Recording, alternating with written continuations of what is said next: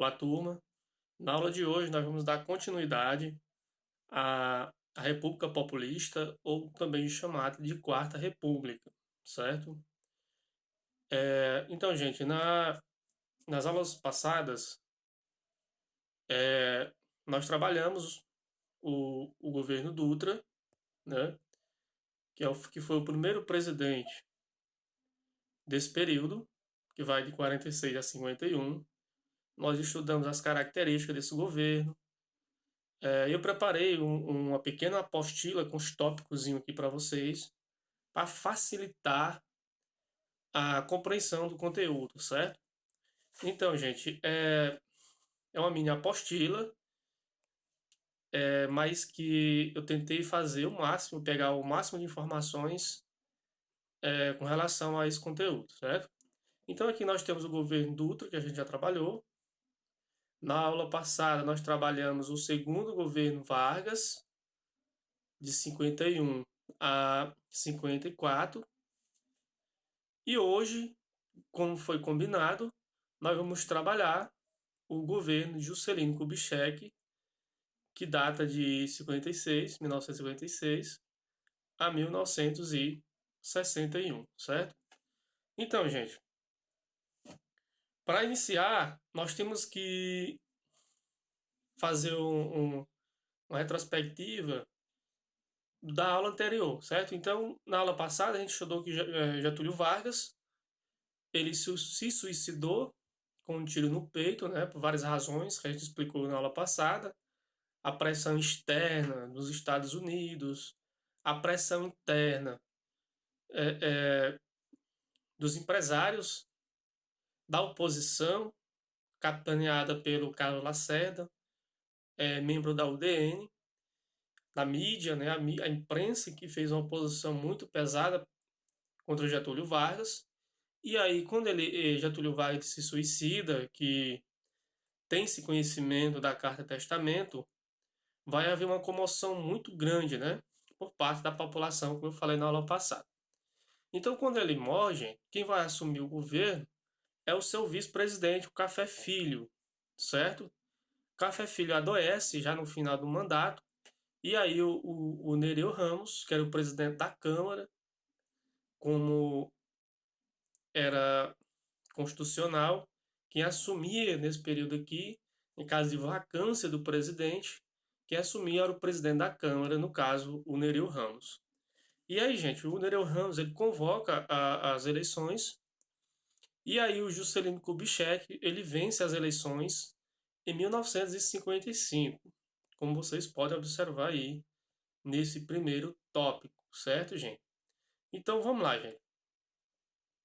Para início de conversa, nós temos que entender que a campanha de JK, como ele era conhecido, ela foi muito voltada para a defesa da industrialização, né, gente? Ou seja, ele focava muito nos seus discursos a defesa de industrializar o Brasil, né? Ou seja, essa defesa que era importante que o Brasil se industrializasse, certo?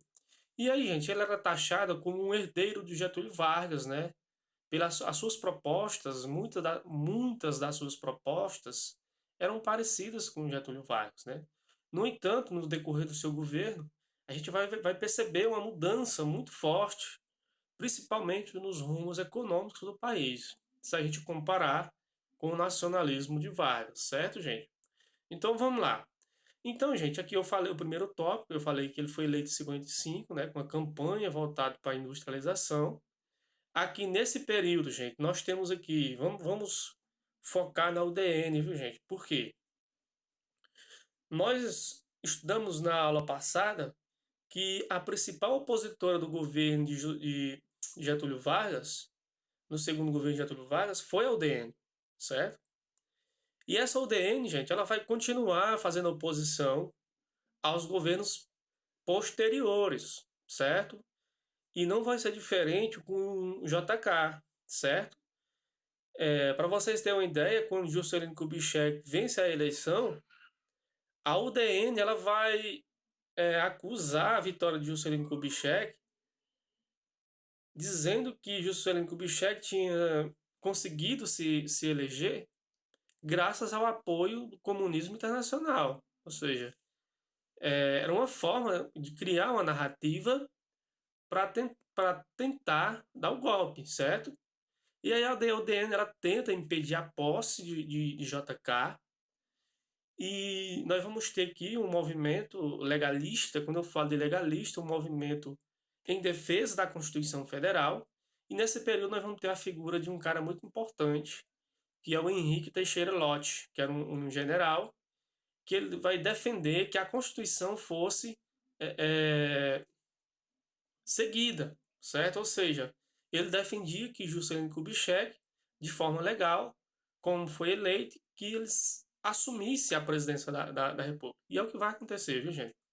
E o interessante é que a UDN, ela tenta impedir a posse, e depois da posse, já no decorrer do governo de JK, a UDN ela tenta dar um golpe e depor o JK. Só que ela não vai conseguir, viu, gente? Então, como vocês podem observar, a UDN ela sempre teve é, como uma espécie de característica a ideia de golpe, né? Ou seja, ela tentava de todas as formas, utilizando vários mecanismos, para se chegar ao poder, certo? E aí, gente, uma questão de JK que é bastante cobrada em provas é o lema do seu governo, né? Como eu falei para vocês, gente, o JK ele era muito entusiasta. Ele era um cara sonhador, ele pensava muito alto, né? E quando ele assume o governo, gente, a Constituição vigente da época, a Constituição de 1946, o mandato presidencial era de 5 anos, diferentemente de hoje, né? Que hoje nós temos 4 anos de mandato, né? Ou seja, hoje nós temos 4 anos de mandato para presidente, podendo é, aquele candidato se reeleger por mais 4 anos. A Constituição de 46, ela era diferente, tá? Então o presidente, uma vez eleito, ele ficava no poder por 5 anos, não podendo se reeleger, certo? E aí quando Juscelino Kubitschek ele assume o poder, uma das do lema da campanha dele, e que vai seguir quando ele assume o poder, é o lema do governo dele. 50 anos em 5. Quer dizer o quê? Que ele quer dizer com isso que vai tornar o Brasil um país industrializado em 5 anos, como se fosse 50 anos. Ou seja, em 5 anos o Brasil ia progredir, principalmente industrialmente, em 5 anos, como se tivesse passado 50 anos. Então, como vocês podem ver por esse lema, 50 anos em 5, ele era um entusiasta, ele pensava muito alto, né? E na verdade, gente, é o que vai acontecer, né? Ele vai tentar colocar esse projeto entusiasta em prática, certo? E aí, gente, ele vai investir pesado na industrialização aqui no país, tá?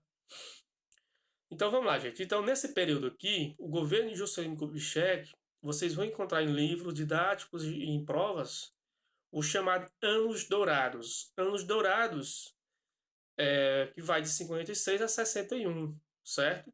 Anos Dourados, gente. Por que Anos Dourados? Porque nesse período nós vamos ter aqui um período de consumismo, né? Ou seja, nós vamos ter aqui mudanças de hábitos. Como a industrialização estava em efervescência, cada vez mais aumentando o número de indústrias aqui no país, consequentemente, nós vamos ter muito mais bens de consumo, tá? Então aqui nós vamos ter aqui, gente, o surgimento da lambreta, que é essa motozinha, né? Rádio, eletrodomésticos, televisores que começam a, a ser introduzido aqui no país. No entanto, nesse período aqui, gente, o principal meio de comunicação que a gente tinha era o rádio, tá?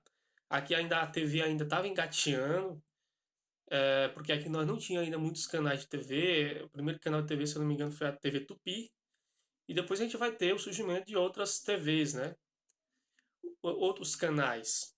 Então, o que vai acontecer aqui nesse período? Nós vamos ter aqui esse período chamado de Anos Dourados, justamente devido a essa mudança de hábitos, né? E é consequência dessas transformações, principalmente industriais, certo? Então, aqui nós vamos ter, gente, que nesse período, a vinda de montadoras, né, como a Ford, a Volkswagen, a General Motors, empresa automobilística trazida por Juscelino Kubitschek. Então aqui, gente, uma das características do governo de Juscelino Kubitschek é justamente essa. Qual é essa característica? De permitir que multinacionais entrassem aqui no país, certo?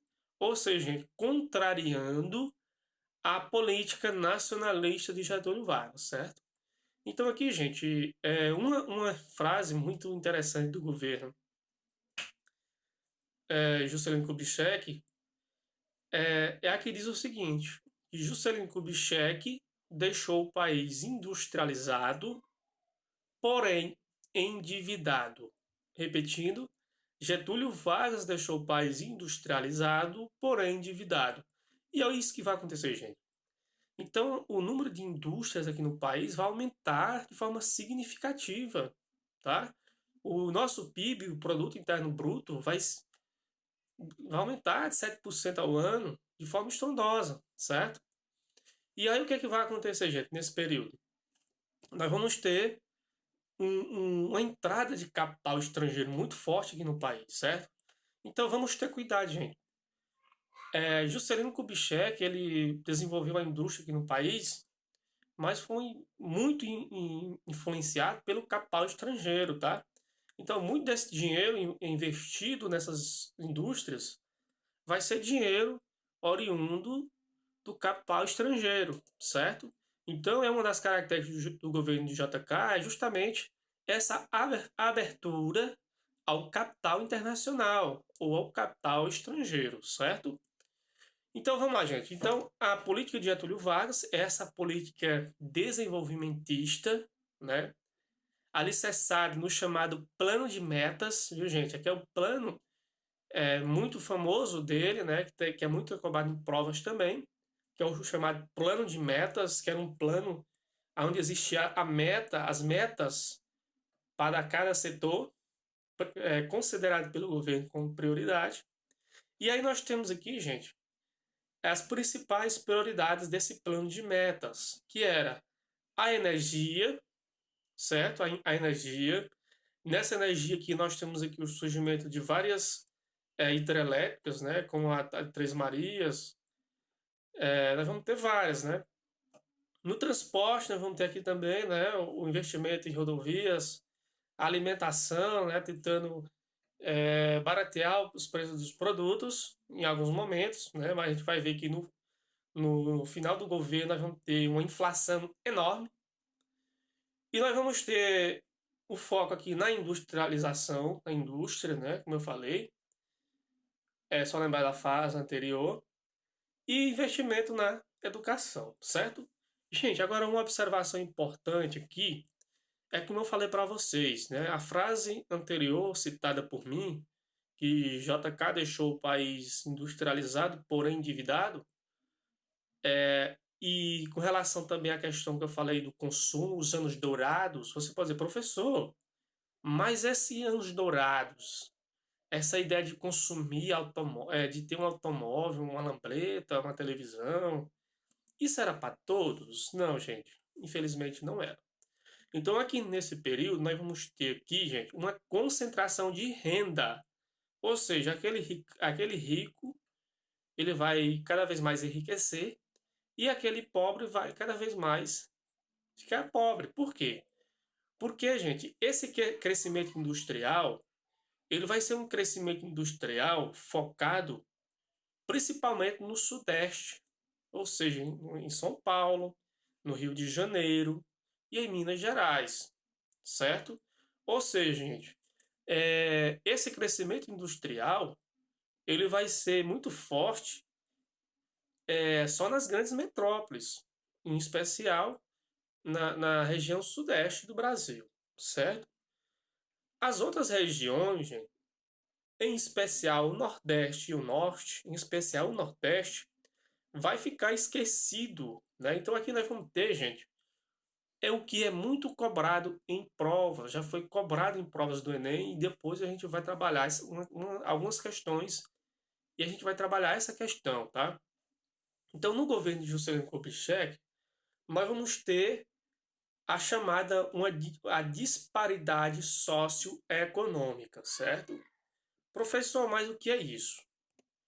O que é essa disparidade socioeconômica? Gente, uma disparidade socioeconômica é o que nós chamamos de desigualdade, gente, tá?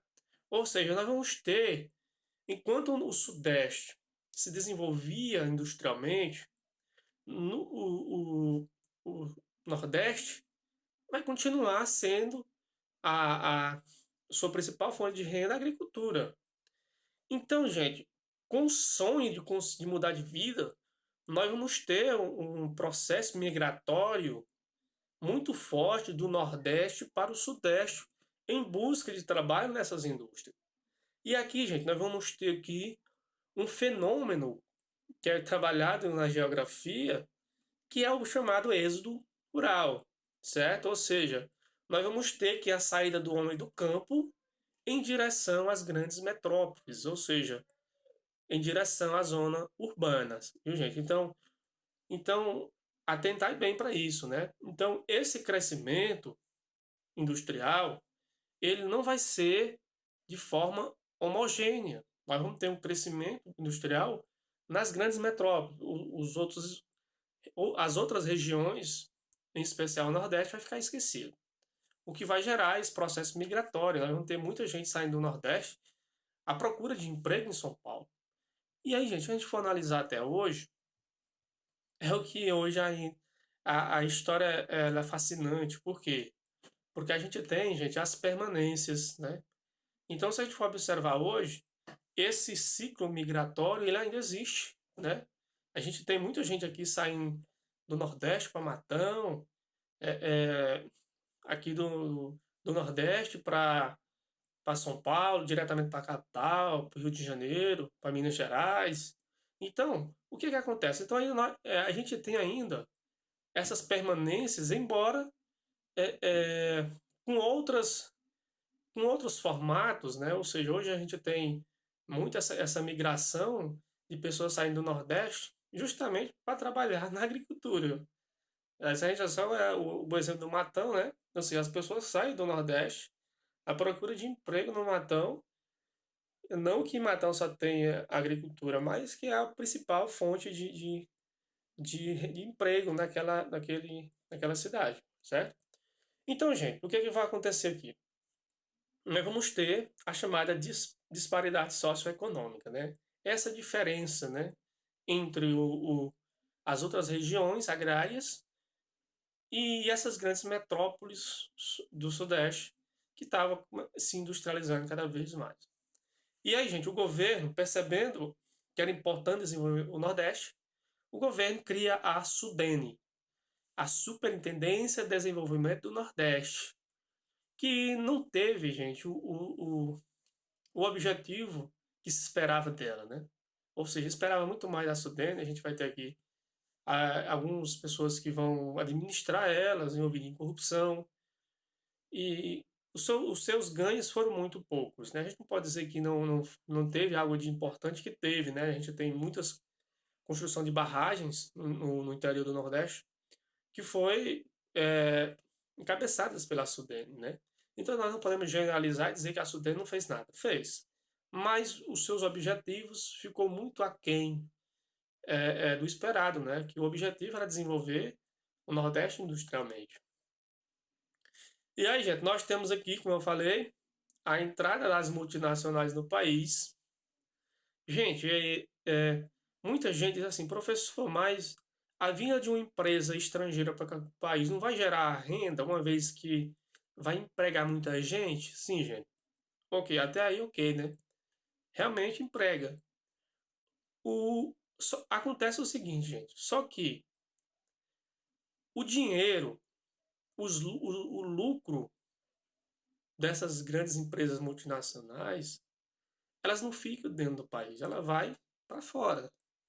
Então, se a gente for analisar friamente, a gente vai ver que era muito mais lucrativo se essas empresas fossem nacionais, né? Porque aqui além a gente vai ter a empregabilidade dos brasileiros e os lucros dessa empresa sendo um lucro nacional, né? E aí nós temos aqui, gente, nós temos aqui também uma característica do governo, é que além da indústria, ele vai tentar diversificar a economia, certo? Ou seja, ele não vai investir somente na indústria, tá? O governo, o JK, vai perceber que era importante também não só investir somente na indústria, certo? Aí aqui, gente, nós temos aqui uma característica também muito cobrada do governo, que é a, a elevação da dívida externa. Gente, olha, o governo JK, ele é muito, quando se fala de Juscelino Kubitschek, geralmente em prova vocês vão encontrar algo falando da dívida externa. Nós não podemos dizer que foi no governo dele que iniciou a dívida externa brasileira, que é um processo muito antigo, né? Porém, é no governo dele onde a gente vai ter uma elevação enorme dessa dívida externa. Nós vamos ter aqui, gente, uma elevação externa enorme, ou seja, nós vamos ter aqui um endividamento do país em virtude de quê, gente? Para você industrializar um país não é fácil. Então o governo ele pegava muito dinheiro fora, né, principalmente ao FMI, ao Fundo Monetário Internacional, e esse dinheiro que ele pegava emprestado, ele tinha que pagar aí com juros, tá? Então, cada vez mais, o país ia assim endividando, tá? Daí a frase anterior que eu citei. Outra coisa, gente, nós vamos ter aqui o aumento do consumo de bens duráveis pela classe média, viu, gente? É o famoso lá, anos dourados. Anos dourados, mas não para todo mundo, né? Para a classe média, que tinha condição de ter um automóvel, uma moto, no caso a lambretazinha, que era muito famosa na época, um rádio. Então, esse consumo não era para todos, tá? No entanto, a gente pode perceber uma mudança de hábitos em virtude dessas transformações pela qual passava a sociedade naquele momento, certo? Então aí nós temos aí, gente, o aumento das disparidades regionais e sociais, que é o que eu falei, viu, gente? Essas disparidades, essa desigualdade entre as grandes metrópoles industrializadas, que estavam se industrializando, e as outras regiões, em especial o Nordeste, que vai permanecer com a agricultura, não se desenvolver industrialmente. O aumento, já falei, a construção da nova capital federal. Gente, quando eu falo de dívida externa, um dos fatores que vai contribuir de forma muito forte para o endividamento do país é a capital federal Brasília, a construção de Brasília, né? Então, como todos sabem, eu acho que todos sabem, Brasília foi uma capital. Nós já tivemos, gente, três capitais, né? Nós tivemos no período colonial, Salvador, na Bahia. Depois, em decorrência da mineração, nós vamos ter a transferência para o Rio de Janeiro. E Juscelino Kubitschek, em 1960, em um projeto arrojado, audacioso, ele constrói uma nova capital para a região centro-oeste, certo?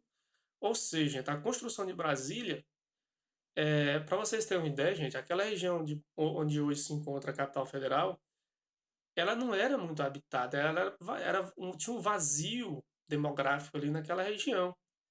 E aí o governo vai construir a capital federal, viu, gente? É um projeto arrojado. E aí existem várias.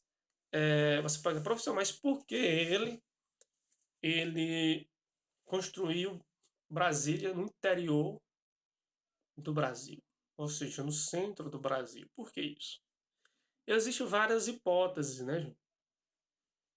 Uma delas é que Juscelino Kubitschek ele queria se livrar das pressões do centro populacional. Né? Então, o Rio de Janeiro, que era a capital, que era muito habitado e existia uma pressão no governo muito forte.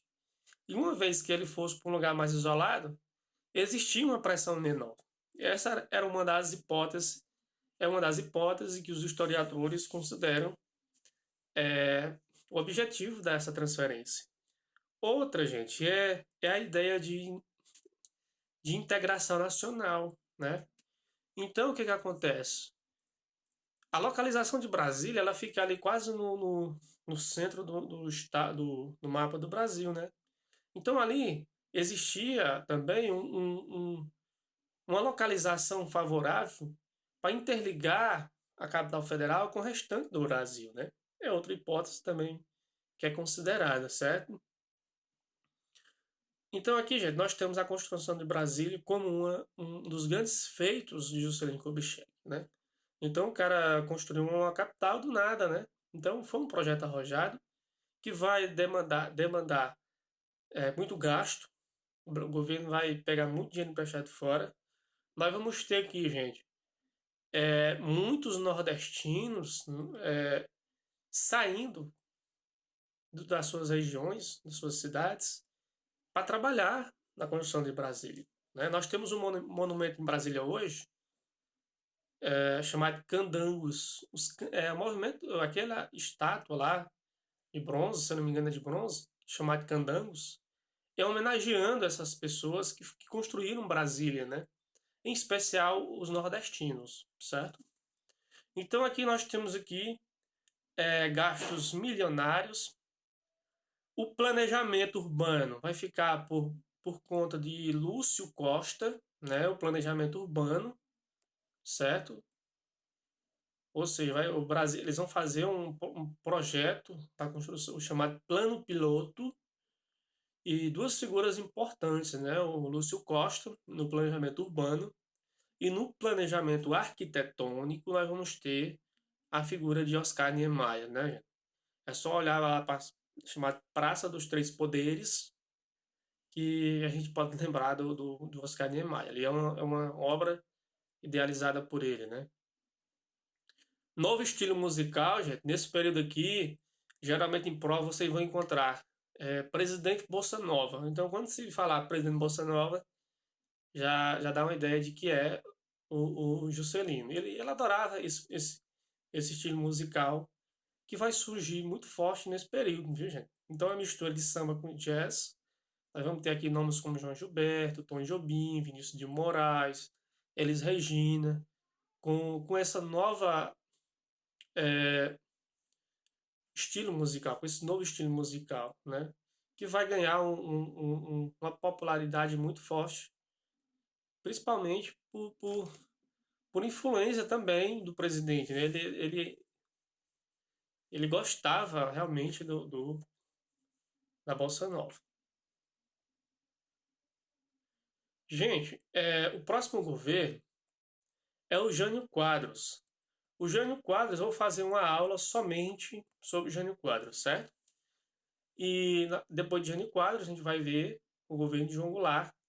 E aqui no João Goulart, a gente vai finalizar a chamada República Populista. Porém, na aula de hoje, nós vamos ficar aqui com o Juscelino Kubitschek, certo? Gente, uma coisa que eu esqueci de falar para vocês no governo de Juscelino Kubitschek, que além dessas coisas que eu falei para vocês, a questão do desse ideal de consumo, né, essa mudança de comportamento das pessoas, nós vamos ter aqui também, nesse período, a primeira Copa do Mundo no Brasil, ou melhor, no Brasil não, que o Brasil conquistou, a primeira Copa do Mundo na Suécia. A gente vai ter a figura de Pelé como um grande jogador surgindo naquele período. A primeira Copa do Mundo vai ser um fato muito importante, porque o brasileiro adora futebol, né? Então a Copa do Mundo vai ser uma conquista dentro desse ideal de progresso, né? De conquistas, né? E vai ser muito importante até para a figura do governo, né? Então aqui, gente, aqui fica meu abraço, eu espero ter contribuído com vocês, né? Palavras-chave do governo aqui, repetindo, é a ideia de dívida externa, o governo vai endividar o país, a questão da inflação muito alta no final do governo dele, o plano de metas, né, um plano muito audacioso, a construção de Brasília. Então aqui, gente, fica meu abraço e até a próxima aula.